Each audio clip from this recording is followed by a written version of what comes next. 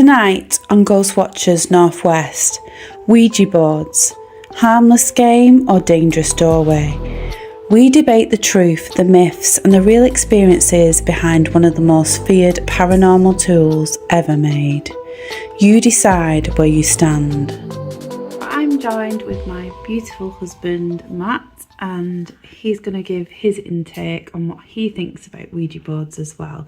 So first of all, do you have any personal experience with Ouija boards? I don't have any personal experience. Having said that, I've seen the messes that they've left behind on investigations and things like that, and you know, sometimes I have had to put things back into, say, their own kind of realms, and you know, shut things off, you know.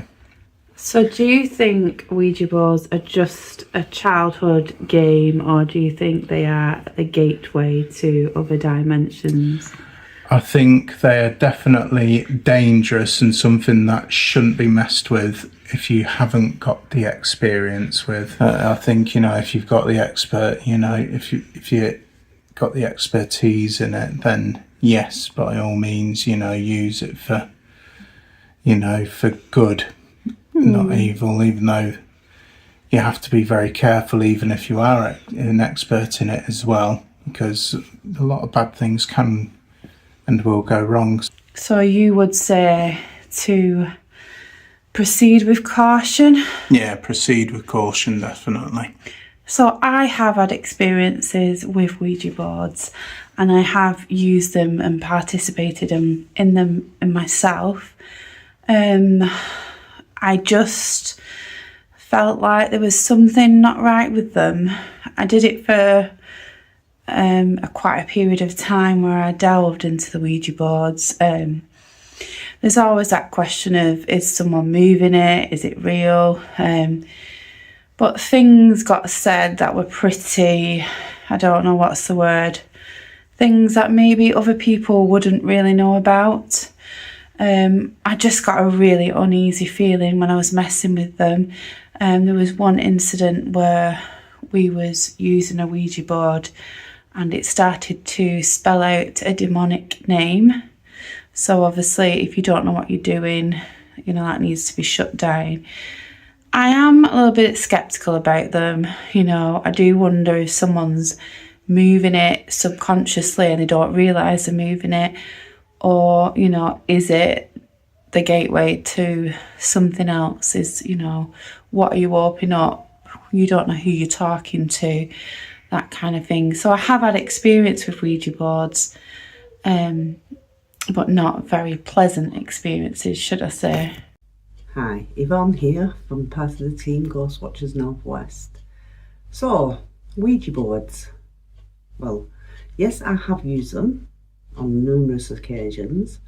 I've had some things that have been pretty, you know, spooky. I've felt spooky while I've been on it. One time I used it and I felt so much anger and rage that I felt like I could flip the table up. And I can't explain why it felt like that.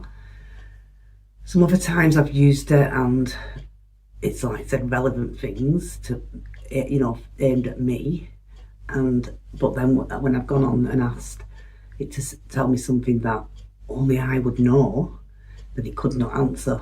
So I know some people say that this is something, an evil spirit coming through and it's messing with you.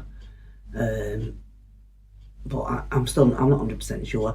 And sometimes I have been on when I felt like someone is pushing that planchette, and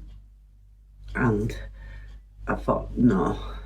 But then saying that, there is the option of, is that person pushing the planchette doing it subconsciously, not knowing that they're doing it, so, you know, being made to do it, whatever.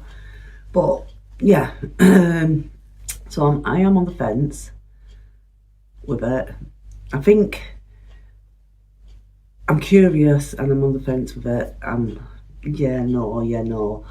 But I think for me to 100% think, yeah, they communicate through Ouija boards. I need to see the planchette move with just my finger on it, because there's a few people put the finger on it, so with just my finger on it or on its own, and then I'll be 100% on board with it. But yeah, that's my views on it. Ouija boards is such a highly debatable topic in the paranormal world. There's a lot of people that say, you know, it's just a childhood game, it's nonsense.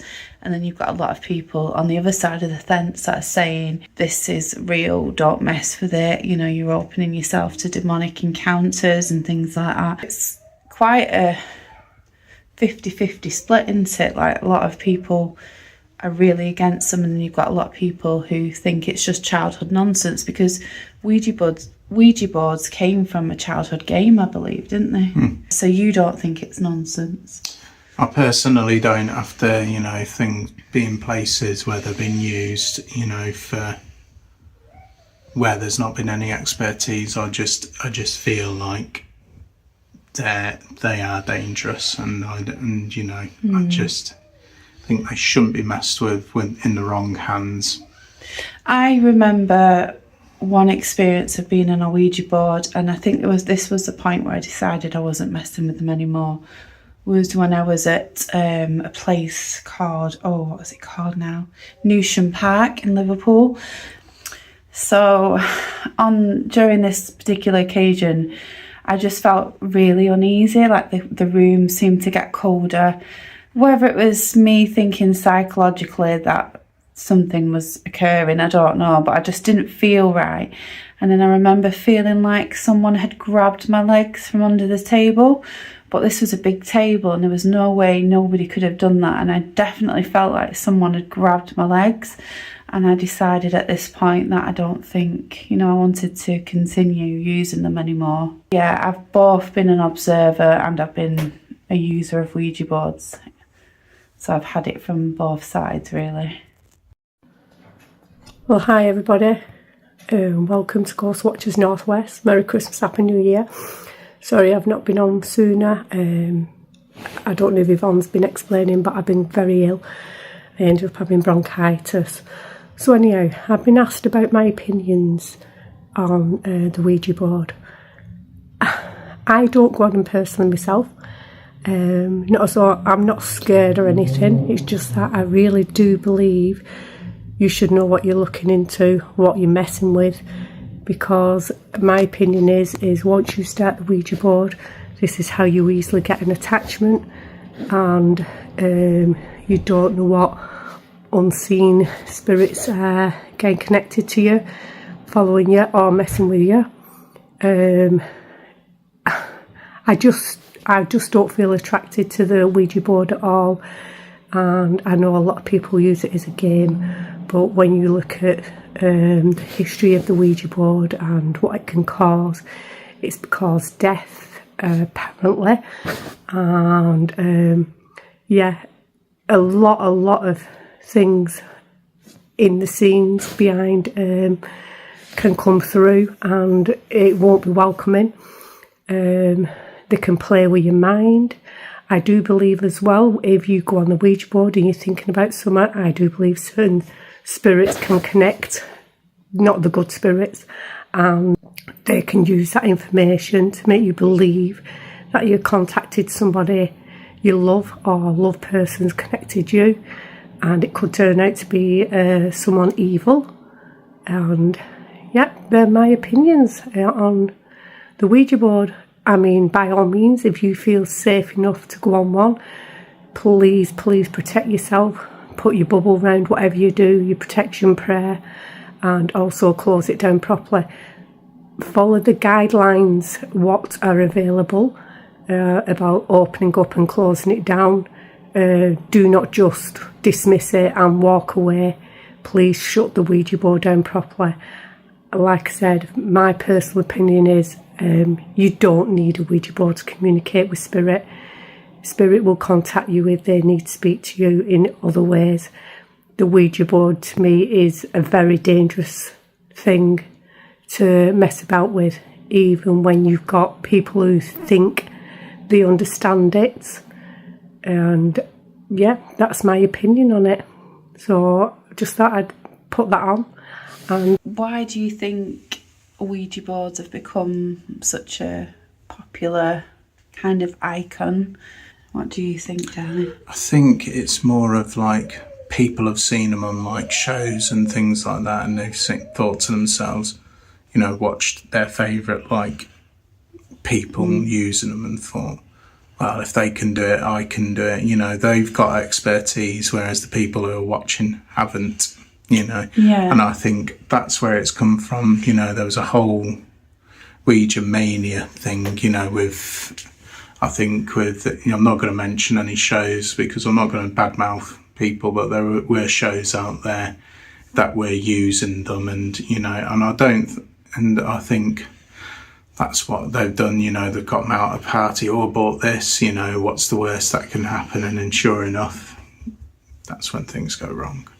I was just about to say it actually as well. I think the media, movies, that kind of thing have a lot of sway with Ouija boards and the way they've become nowadays. So I think that definitely does affect it a lot. So yeah, it's an interesting topic, really. It is, yeah, definitely. So stay tuned and I'll give you some history of the Ouija boards. Thank you very much, darling. No problem.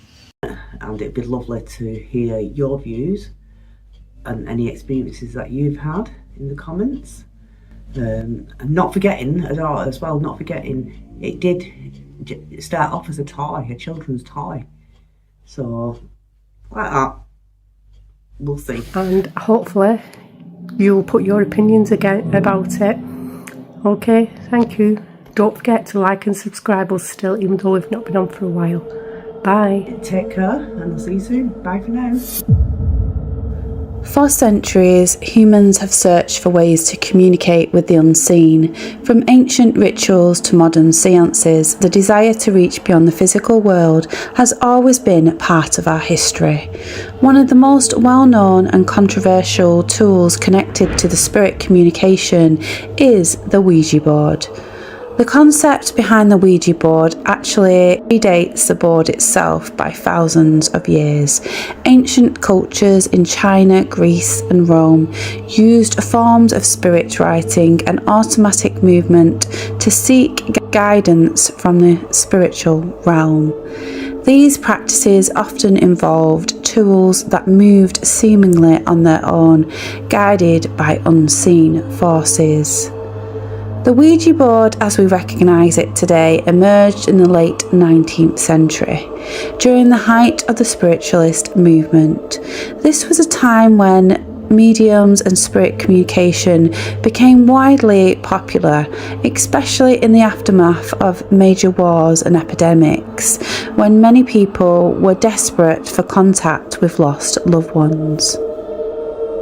In 1890, the Ouija board was widely used in the United States as a parlour game. It featured letters of the alphabet, numbers and words like yes, no and goodbye, along with a small heart-shaped pointer known as the planchette.